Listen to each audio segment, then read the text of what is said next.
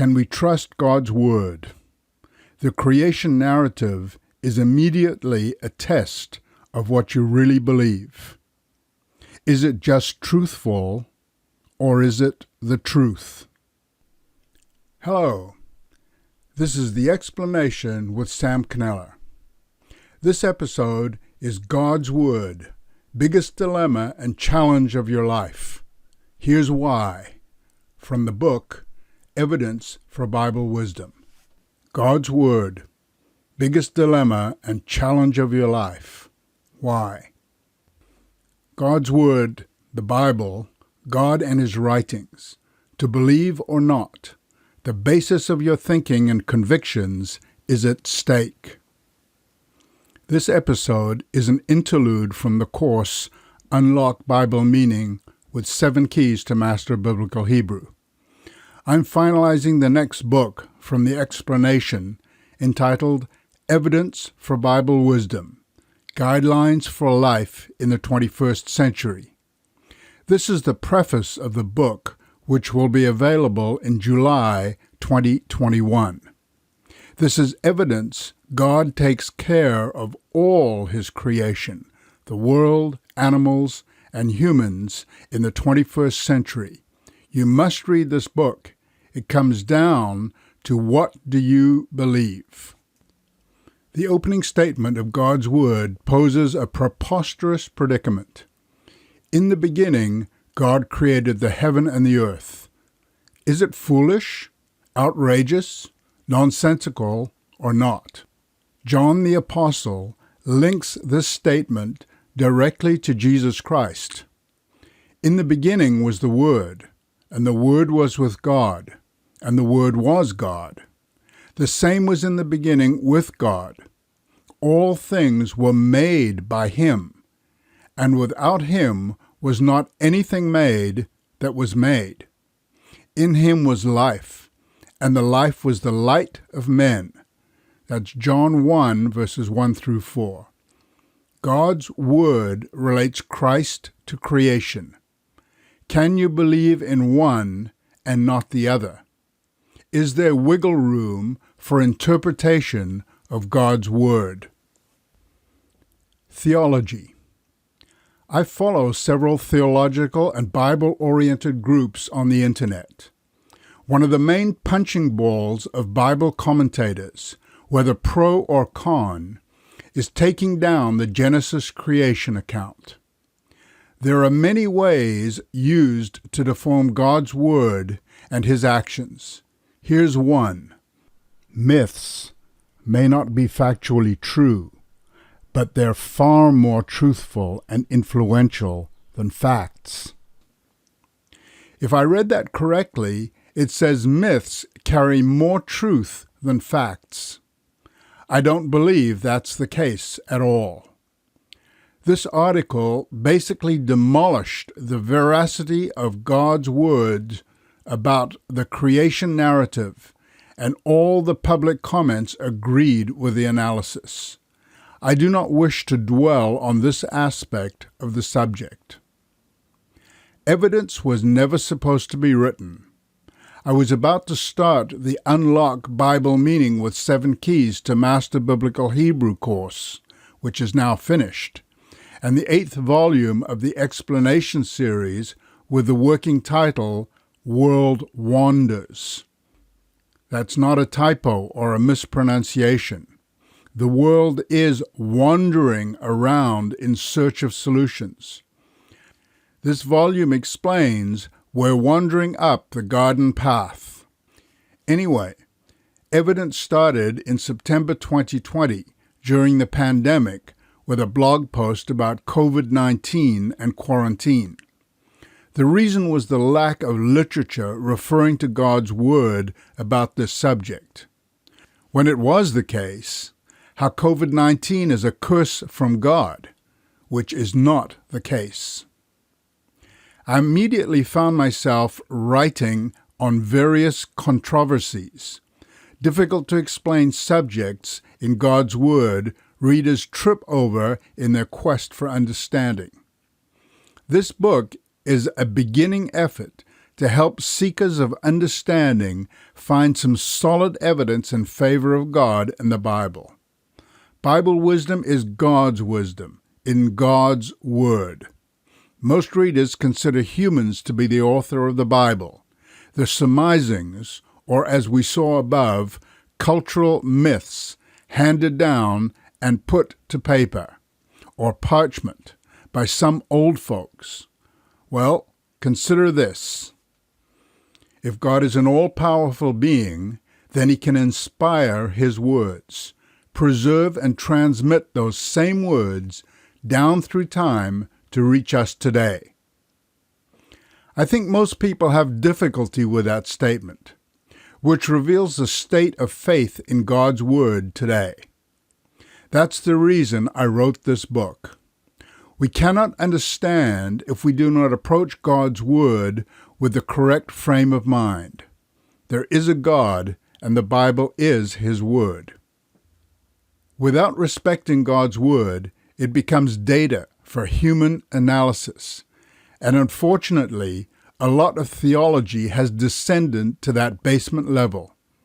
We need to take the elevator and rise toward a higher vision, a clearer sky, where we can receive a Godview of his plan for humankind. That's the reason for this book. This volume is not about religion, doctrine, church orientation, or specific beliefs you must have to be in some faith. It is evidence there is wisdom in the Bible, wisdom in God's Word, far beyond what the human mind can conceive. Wisdom pertinent and relevant to living in the 21st century. Rules, principles, and guidance to make you a better individual and to establish a more cohesive community. The motivation for writing this book is double. First, to show the Bible is not just a book of spiritual guidance for an exclusive group of Jesus believers. That is indeed a primary role, particularly what we call the New Testament. But a primary, almost unknown role is equally God's Word addressed to all nations worldwide via the Old Testament nation of Israel. Don't confound it with the nation of Israel in the Middle East. They relate, but are not the same. Just as the New Testament addresses all people in all nations to come to Christ, using the apostles from Israel. Similarly, the Old Testament is a message addressed to the entire world. God's Word gives the rules for an individually fulfilling life and united, harmonious humanity. All humans are one race, one blood, one body, one mind. One set of rules applies to one set of people. There are cultural and technical differences between peoples and epochs. But practical Bible wisdom has nothing to do with such cultural, scientific, and informational aspects related to nations and times, be they 1,000, 3,000, or 6,000 years ago. Men, women, and children at all times in the history of humankind were identical to the 21st century. Yes, they lived longer or shorter lifespans. Yes, they were healthier or sicker than us. Yes, they had less technology, toys, and tools than us. Yes, they had and have different education, culture, and traditions. But we are all one people, spanning our thousands of years of existence. Second motivation for writing this book. Detractors focus on the irrationality, cruelty, bigamy, controversy of God's Word. Most people, including Christians, do not understand the grandeur of God, thinking he is a respecter of persons, choosing a minority people to the exclusion of the majority. Nothing could be further from the truth. Yes, God chose a minority of people, just like there can only be one chief of state, family, school, company, or association, with a committee, government, parents, to manage the ensemble. But God is present for the ensemble and has provided clear guidelines and benefits for all His creation, not just a minority. Critics, be they secular or even theologian, latch onto all this mystification. They focus on details out of context of God's overall plan. They misunderstand and throw out imaginations that further confound already confused minds. You can take a quote out of any speech, book, and make it say whatever you want, but you're distorting it from the context in which it was stated. It would be better to question a discrepancy rather than criticize it in your ignorance. Evidence addresses many apparent incongruities in God's Word. I say apparent because they are not incongruous at all. They are puzzle pieces assembling together perfectly in God's plan. Evidence for Bible wisdom reveals God's plan and how these supposedly vagrant parts add substance to the whole. Tough subjects.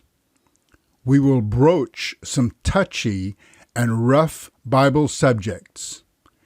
The explanation is not here to skirt issues, but give you answers to the big questions in life. You'll learn how to govern a country responsibly, and leaders and followers, proper organization. As I wrote, the theme Bible wisdom became clearer. Evidence followed in the title, Conclusive Evidence for God. Prove undeniable existence. I also began editing a future book about the mind and rewrote a chapter about Nefesh Chaya and its meaning, the most butchered Bible term. That chapter explains clearly what a human being is. The one recurrent observation that detractors make concerning the light on the first day, while the creation narrative refers to the sun and moon on the fourth day. 2 chapters straighten out this piece of the puzzle. Meaning of the Sabbath day. God rested and we rest. That's it. And biblical feast days. Amazing meaning for you in the 21st century. The principal theme of this book is the relevance of the Bible in the 21st century. Older people in 21st century society, practical Bible wisdom, and agriculture, practical Bible wisdom for the 21st century. I heard an interviewer ask a priest why a good God allows so much suffering, a very important question which he sidestepped. This chapter gives a straightforward answer: fig leaves or clothing, tinker or build, practical Bible wisdom. The conflict of individual and community rights in a liberal society. These are practical questions akin to God's concern for an exclusive group or all of humankind.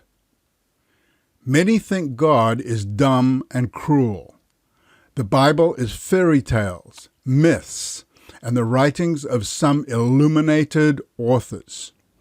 Believers don't know what to make of Genesis. As for the book of Revelation, some focus on prophecy to drown the real Bible teaching. The in-between writings are looked on as the surmisings or written to bolster a small nation in dire circumstances, or the story of a supposed God-man, Jesus, rejected by a world he came to save. Evidence tackles some of the most common enigmas that baffle Christians and are a heyday for detractors. God condones slavery, so they say. God orders the wholesale killing of entire nations, even the entire world during Noah's flood. Even believers doubt God's Word is a valid solution to the 21st century. Many reduce it to a historical novel while shouting Jesus saves us. They've extracted an ethereal spiritual message, God saves, but they do not know why God is saving them, and certainly not what God is doing on earth. Most religion is an exclusive practice related to their group, be they a handful or a third of the world population. They are the one, while God condemns the rest of the creation to some limbo. The goal of Evidence for Bible Wisdom is to show how the Bible transcends what we humans consider groups, separations, boxes, piecemeal. It assembles the overall puzzle of the entire Bible story, not to be picky, but to transcend these individual points for a global view, what the explanation calls a Godview. How does God see the complete kit and caboodle? That is true theology, looking at it through God's eyes.